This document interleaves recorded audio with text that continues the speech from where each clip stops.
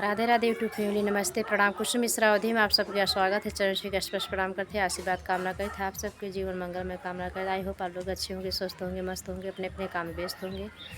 बहुत प्यारा सास बहू नोक झुक लेकर आए है, एकदम अवधि पारंपरिक गीत है और वीडियो के लास्ट तक जरूर बना रहा जी ने, गीत का आनंद आए वाला बा। प्यारे प्यारे कमेंट में आप लोग जरूर बता जी कि आप सबके कैसे लगा। देर न करते हुए गीत को सुनावे चलते। राधे राधे।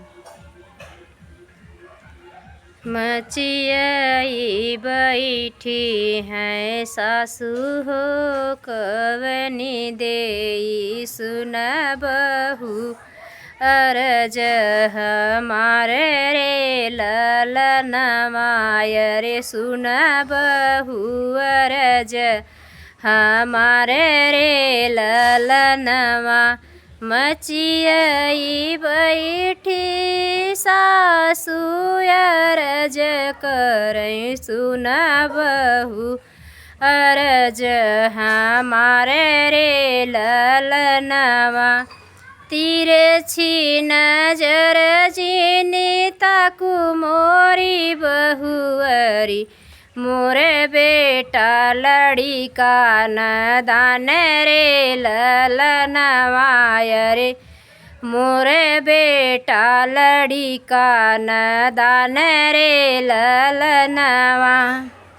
जऊ सासू तोरा पूत लड़िका नदनवा रे, काहे लियायु मोर गवन रे ललनवा रे, काहे लियाऊ मोर गवन रे ललनवा।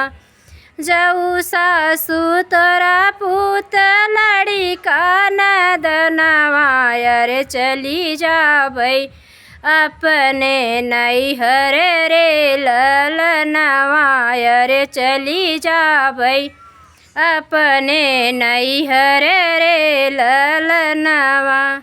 जऊ मोरी बहुअरी जाबू अपने नैहरवा रे, मोर पूत जइहै ससुरारी रे ललनवा रे, मोर पूत जइहै ससुरारी रे ललनवा। जऊ मोरी सासु तोरा पूत जइहै ससुररिया रे, दैले भई बजरी के वाड़े रे ललनवा, अरे दैले भई बजरी के वाड़े रे ललनवा।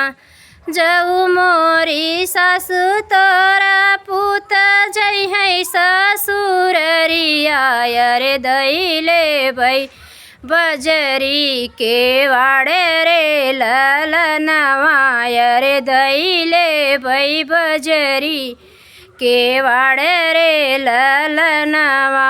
जऊ मोरी बहुअरी देबू बजरी के वड़िया रे, मोर पूत डकी हैं डड़वारी रे ललनवा, अरे मोर पूत डकी हैं डड़वारी रे ललनवा। जऊ मोरी सासु तोरा पूत डकी हैं डड़वरिया रे, सोई जाबई माया के गोद रे ललनवा रे, सोई जाबई माया के गोद रे ललनवा। जऊ मोरी बहुअरी सौबू माई के गोदिया रे, मोर पूत सोई हैं गोड़वारी रे ललनवा, अरे मोर पूत सोई हैं गोड़वारी रे ललनवा।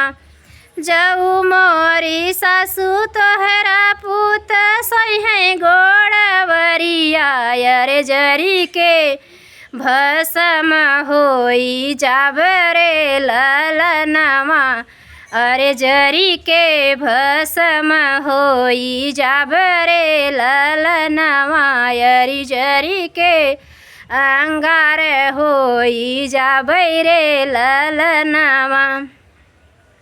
सुनऊ न मोरी बहू हमारी अरजिया, अरे तोरे आगे मोर नाही चलै रे ललनवा, अरे तोरे आगे मोर नाही चलै रे ललनवा, अरे मोर पूत चतुर सयान रे ललनवा, अरे मोर पूत चतुर सयान रे ललनवा।